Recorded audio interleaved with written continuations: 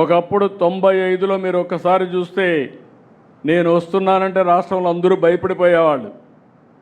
ఎక్కడ హెలికాప్టర్ ఎక్కుతానో తెలియదు. ఐఏఎస్ ఆఫీసర్లు కానీ, మన మంత్రులు కానీ, మన ఎమ్మెల్యేలు కానీ అందరికీ భయం ఉండేది.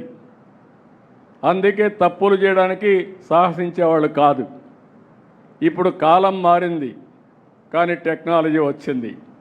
మీకు పదే పదే సమాచారం తీసుకొని చెప్పకపోతే మీరు వినకపోతే మీరే కాదు అధికార యంత్రాంగం కూడా ఏ విధంగా ప్రజాహితం కోసం పనులు చేయాలనో అవి మాత్రం తప్పవని మరొకసారి తెలియజేస్తున్నా. నిన్నే స్టార్ట్ చేశాను. ఇప్పటికే 4 ఎమ్మెల్యేలు పిలిపించి మాట్లాడాను. 1-to-1 మాట్లాడుతున్నా. అవసరమైతే ప్రతిరోజు 1 గంట పెట్టుకుంటా.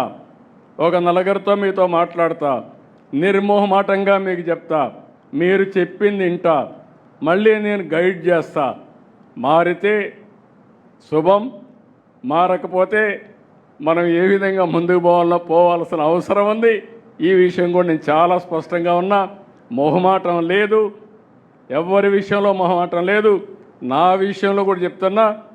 నా కార్యకర్తలు ఎక్కడ నా కాన్స్టిట్యూన్సీ తప్పులు చేసినా వాళ్ళని పక్కన పెట్టడం తప్ప చెప్పిన తర్వాత మార్చుకునే విధానంతోనే ముందుకు పోతామని చెప్పి కూడా నేను మీకు తెలియజేస్తున్నా.